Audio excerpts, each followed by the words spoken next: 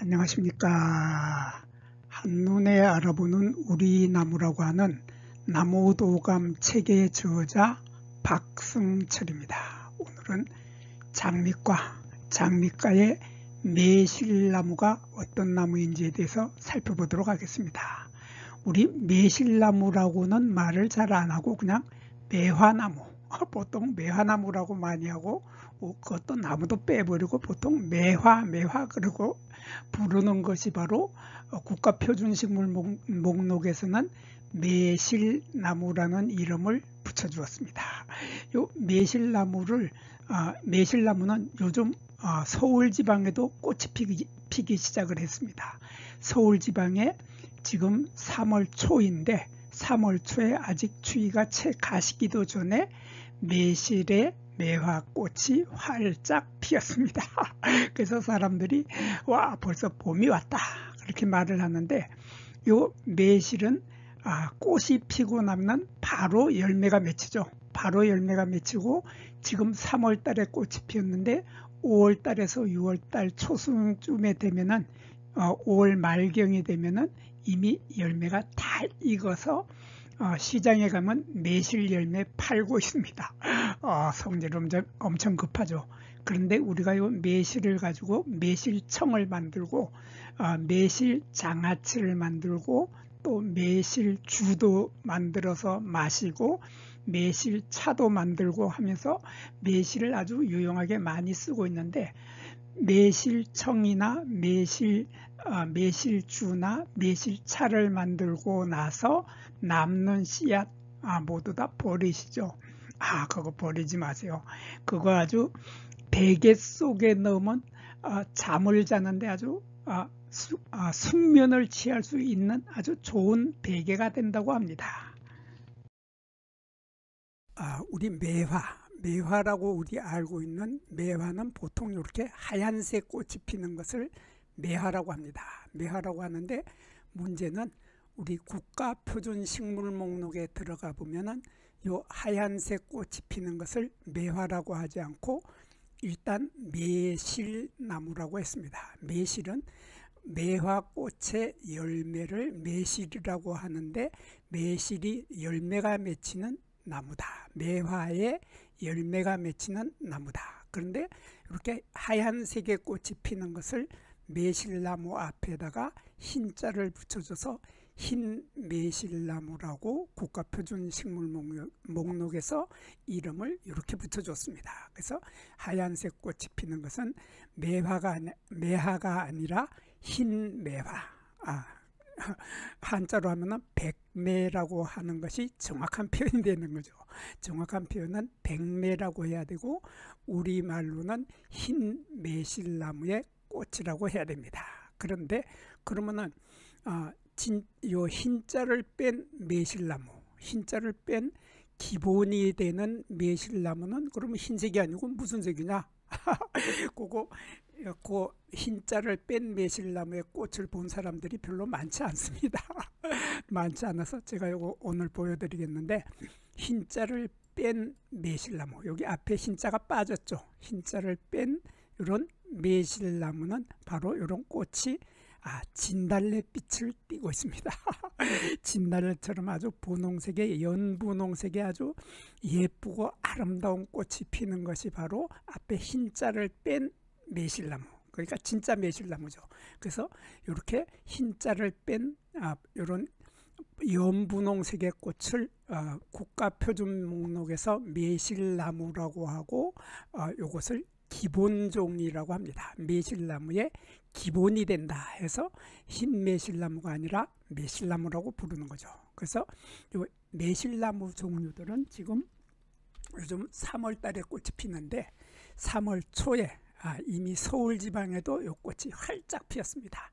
활짝 피었는데 이렇게 보면 가지에 작년에 있던 가지가 초록색이죠. 초록색으로 보이는데 이렇게 초록색의 작년 가지에 하얀색의 꽃이 피는 이런 꽃이 잎이 나기도 전에 꽃이 먼저 핀다는 이런 특징을 가지고 있는 것이 바로 매실나무 종류들의 공통적인 특징입니다. 이렇게 잎보다 먼저 꽃이 피는데 요 잎보다 먼저 꽃이 피는 나무는 또 살구나무도 있습니다. 살구나무도 있는데 살구나무는 매실나무보다가 꽃이 피는 개화 기간이 개화 시기가 조금 더 늦습니다. 늦어서 살구는 매실보다가 조금 늦게 4월 초에 피죠. 4월 초에 피는데 꽃의 모양이 흰 매실나무, 우리 백매라고 하는 흰 매실나무와 거의 비슷하기 때문에 사람들이 두 나무를 많이 헷갈려하죠. 헷갈려하는데 쉬운 방법이 있습니다. 이 매실나무들은 꽃이 피었을 때 잎이 돋기도 전에 꽃이 피어 있는데 가지의 모습을 보면 가지의 색깔이 초록색이죠. 초록색이고 여기 어린 가지의 색깔도 예쁜 초록색입니다. 이런 초록색인 것이 매실나무들의 공통적인 특징이죠.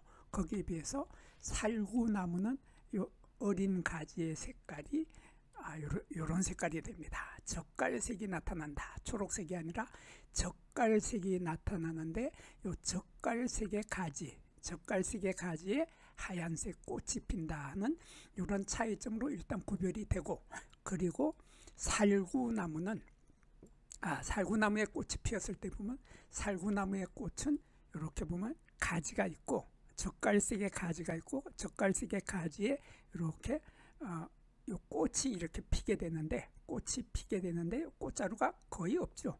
꽃자루가 거의 없는 상태에서 꽃받침 통이 이렇게 있고 꽃받침 조각이 이렇게 5개 꽃받침 조각이 있습니다. 꽃받침 조각이 있는데 이 꽃받침 조각은 뒤로 젖혀진다.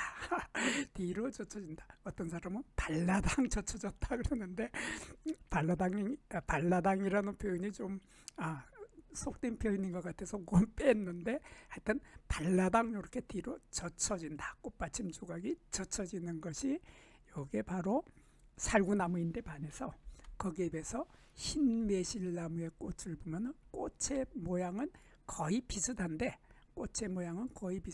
가지의 색깔이 우선 초록색이고 이게 꽃자루가 없는 것도 조금 전에 살구와 비슷하고 꽃받침 통이 있고 여기 꽃받침 조각이 있는데 꽃받침 조각은 발라당 젖혀지지 않는다.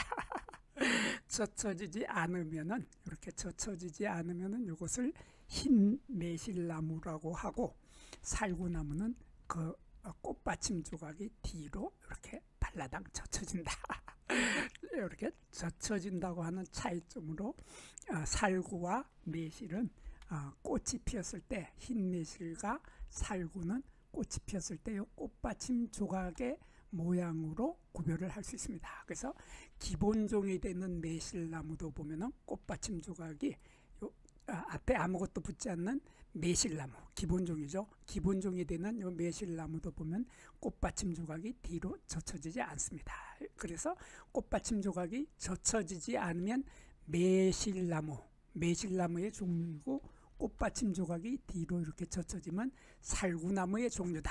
이렇게 구별을 하고, 또 두 나무는 공통점도 많이 있습니다. 공통점이 많아서 살구나무의 잎을 보면은 잎에 여기에 보면은 여기 잎이 가지가 올라오고 이렇게 가지가 올라오고 가지에서 이렇게 잎자루가 달리고 여기 잎이 달리는데 여기 잎자루 부분을 우리가 확대를 해서 보면 이런 모습이 됩니다.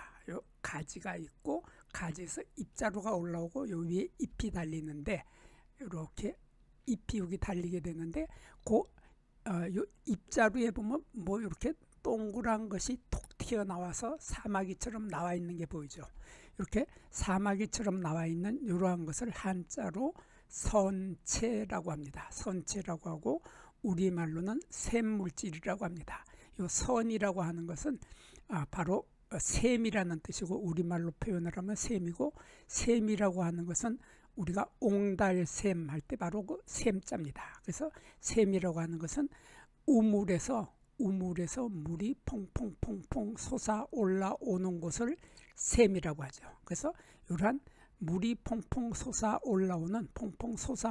올라오는 물질이다. 몸체를 써서 물질이다 해서 이것을 샘물질이라고 하고, 여기에서는 액체가 송글송글 솟아 올라온다. 몽글몽글 솟아 올라오는 것을 볼 수 있습니다. 이러한 샘물질을 입자루에 가지고 있는 것이 살구나무인데, 마찬가지로 매실나무도 보면은 그러한 샘물질을 마찬가지로 가지고 있습니다. 그래서 이렇게 가지가 있고, 가지에서 입자루가 이렇게 올라오는데, 그리고 여기 잎이 달리는데, 입자루 요 부분의 입자루에 보면은 이렇게 초록색의 샘물질을 가지고 있다는 공통점을 가지고 있죠. 공통점을 가지고 있어서 잎을 보면은 매실이나 이 살구나 구별을 참 못하게 되는데, 꽃에서 꽃받침으로 구별을 하고, 열매도 거의 두 나무 비슷합니다. 그래서 살구의 열매를 보면, 살구 다 먹어보셨죠? 살구 다 먹어봐서 살구 다 아는데, 요 맛있는 살구를 우리들은 핵과라고 하죠. 핵과라고 하고, 한자로 핵과라고 하고, 우리말로 굳은 씨 열매라고 합니다. 핵과라고 하는 이유가, 요 열매는 얇은 열매 껍질이 있고, 열매살 속에는 우리가 살구를 먹을 때 살구 속에 열매살, 과육이라고 하는 열매살이 맛있는 열매살을 우리가 맛있게 먹게 되죠. 그리고 열매살 속에는 이런 씨앗이 들어있는데, 이러한 씨앗이 딱딱하고 굳어있다. 딱딱하고 굳어 있어서 이러한 씨앗이 굳어 있다 해서 이것을 굳은 씨 열매라고 하고, 핵을 가지고 있는 과일이다 해서 핵과라고 하는 겁니다. 그래서 이런 딱딱한 씨앗이 요 속에, 열매 속에 딱 하나가 들어있을 때, 딱 한 개가 들어있을 때 이것을 굳은 씨 열매라고 합니다. 굳은 씨 열매라고 하고, 요 푸르누스 속이죠. 학명에 여기 푸르누스라고 하는 말이 들어갔는데, 살구나 매실이나 모두 요 푸르누스라는 말이 들어갔는데, 이러한 푸르누스 속들은 거의 다 모두 다 핵과 굳은 씨 열매를 가지고 있고, 여기 살구나무의 특징은 요 핵과의 굳은 씨 열매의 요 굳은 씨에는 열매살이 붙어 있지 않고 열매살이 잘 떨어진다.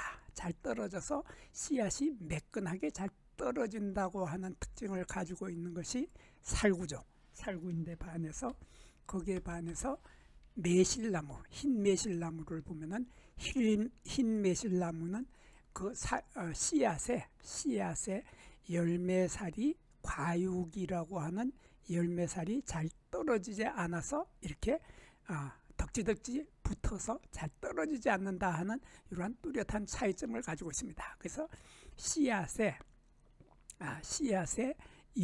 열매살이 잘 떨어지지 않으면은 매실나무 종류이고, 거기에 비해서 이 살구나무 종류들은 씨앗에 열매살이 매끈하게 깨끗하게 잘 떨어진다 하는 이러한 특징을 가지고 있습니다. 그리고 이 매실나무 종류들의 열매는 아주 강한 살균 효과를 가지고 있다고 합니다. 그래서 살균 효과를 가지고 있기 때문에 사람의 몸속에서 매실을 우리가 먹게 되면은 사람의 몸속에서 저항력을 키워주는 것이 바로 매실의 열매입니다. 그래서 매실의 열매는 그냥 매실이라고 하죠. 매실이라고 하는데, 요 사람의 몸속에 저항력을 길러주기 때문에 더위를 먹었을 때도 매실을 먹으면 좋고, 또 매화차를 즐겨 마시게 되면 얼굴에 윤택해지고, 기미도 없어지고, 주근깨도 없어지고, 버짐 같은 것도 깨끗이 없어진다고 합니다. 그래서 이 매실의 열매를 장기간 오랫동안 먹으면 미인이 된다. 그리고 여기 매실의 요 씨앗을 베개 속에 넣게 되면 깊은 잠을 잘 수 있게 된다고 합니다. 요 매실의 열매살, 여기 붙어있는 열매살을 제거를 하고 발라내고 남는 씨앗을 베개 속에 베개 속에 놓고 잠을 자면은 잠자리가 아주 편안해진다고 하죠.